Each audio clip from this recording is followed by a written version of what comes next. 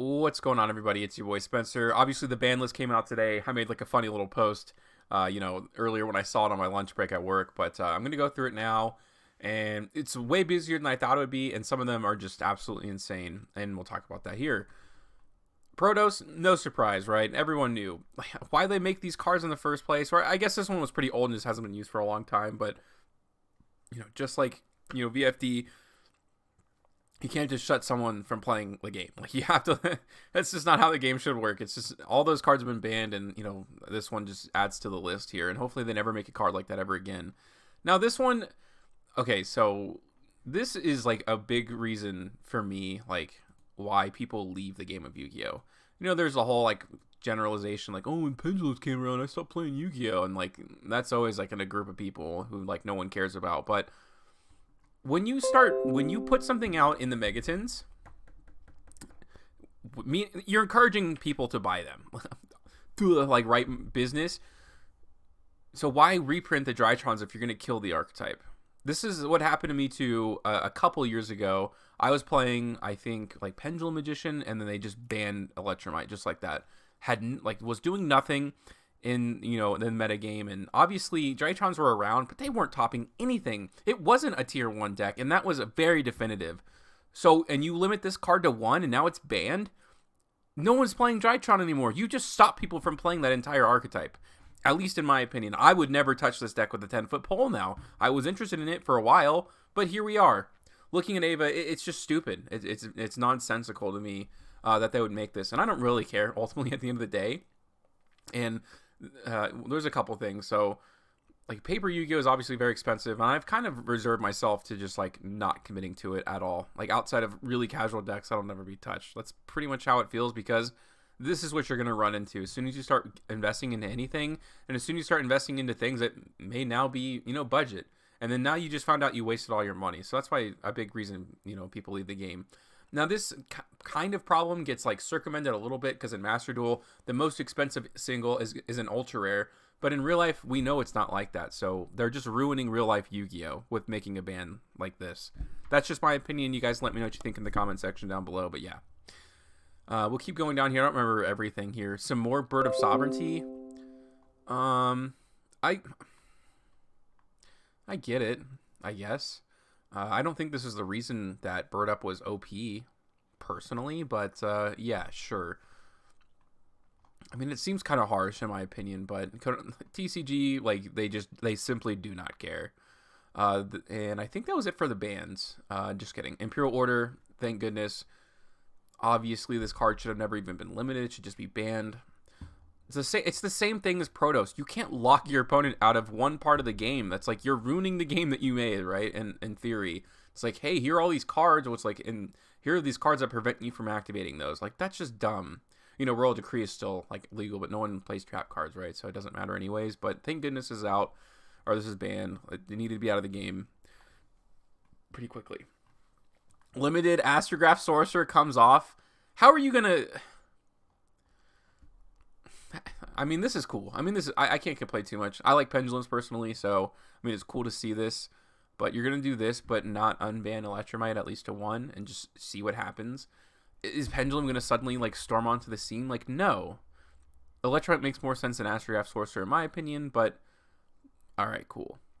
Destrudo, I just want to make sure. Sorry about that. I just want to see if it's the one. Yeah, okay. All right, Destrudo's back in the game. Cool beans. I think that's a good card. Never bad. Fairy Tale Snow's off the ban list. That was a huge one. I like pretty much first joined the game when this card was out, because I'm pretty sure grass was still illegal, like when I first started playing Yu-Gi-Oh. So I know this is going to excite a lot of people. It doesn't necessarily excite me too much because grass is still banned, and this was the best card in grass in general. It is going to be an extender, but people are going to have to make entire decks based around it, and we'll see what kind of difference it makes. I don't know. Maybe it will make a huge one. Off the top of my head, though, I don't think so.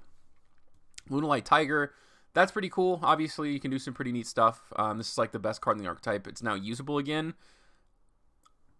It probably isn't going to do anything at all. I think it just helps facilitate rank 4 plays, maybe some link plays. But nonetheless, I think Lunalight players will be happy about that. And that's what makes me happy, that players can use their archetypes again. Because, as we all know, they like to, like, ruin it. You know, Recital Starling, I think everybody saw this coming. I'm pretty sure every single YouTuber predicted this one. Not to be banned, but to be limited, and they did it appropriately. So, still a good card, but yeah, it was not a hard once per turn. People are making too many copies of it. It's going to be harder to be going to Utopic Future Dragon. They're not going to be able to search multiple times too, which is also great. Very appropriate to me. Monstergate gets... like, why? What was Monstergate doing that was so, like... Someone can tell me, I guess. Like, I kind of feel lost for words. Like, someone can tell me, like, you dummy, this is what people were using it for, and that's why it was so good. But I had not seen this card in a meta deck, like, at all in the past, like, 6 months. And suddenly it's now limited? Okay. Pot of Desires. That's kind of... I mean, drawing 2 cards is good. That's kind of surprising a little bit, but I guess it kind of makes sense. Like, Lyrilisc has gotten hit pretty hard, although this also does hit Sword Soul, so I appreciate that. I think it's pretty appropriate, to be honest with you. The 2 best decks in Yu-Gi-Oh! Were using it at 3, so, you know, being able to appropriately hit that, I think, is good. It definitely hits the consistency of those decks, which helps balance things to a certain extent. A Hero Lives, I'm sure Hero players will be very happy about that. Good for them. Fusion Destiny goes to 2. I don't think that's going to do anything at all. I don't think it makes that big of a difference. But people just play it at 2 instead of 3 now. Big surprise. The Dear Servant at 2. That's kind of interesting. We'll see what happens here. I could see this coming off the ban list. I could see it getting put to 1. I don't think it'll ever get banned. I don't think it's that great of a card. It's very good. It's obviously good, but I don't think we should just start banning cards because they're good. That's not how the game of Yu-Gi-Oh! Should work. Salomon Great Circle. That's awesome. They're slowly but surely putting Salomon Greats back. You know, why they do certain things like kill Drytron and then, you know, put up Salomon Great, I don't know. But if you're a Salad player, you got to be very happy about that. Cool beans. Scapegoat at 2. This can go to 3. I hate that they do this little waiting zone here. Like, ooh, let's see if Scapegoat at 2 makes a difference. Like, no, it's not. No one's playing Scapegoat, and nobody will when it's at 3 either.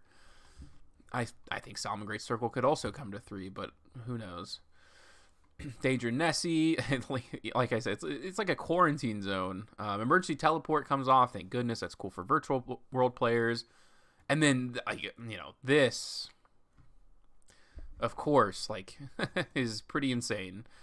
Skill Drain coming off. Like, this has been a thing in the OCG for a long time, but wow. I mean, it happened here in the TCG. I mean, hopefully it balances maybe some things with combo decks. I could definitely see that happening, but that's cool for me to see because, you know, when you play Sacred Beast and all that kind of stuff, this card is just it's one of your win conditions, and that's a very nice thing. Yeah, so Raigeki comes off. Like, that's pretty funny. It comes to 3, pretty neat stuff. You know, and everything else. Red Eyes Darkness Metal, it's only a once per duel, I think now. This card isn't going to do anything at 3, and then Danger, I think I already kind of discussed too, but yeah, a very busy ban list. Seems like they're a little more willing to take things that shouldn't be on there off. Who knows what that'll be next necessarily, but overall, I'm pretty happy. The only thing that upsets me is, you know, the Ava, and I talked about. Not again, like I said, I'm not a Drytron player. I have no allegiance, but it's the idea of the banning that bothers me so much. Everything else is pretty cool, but let me know what you guys think in the comment section down below. Other than that, that's going to do it for today's video, and I will see you guys next time.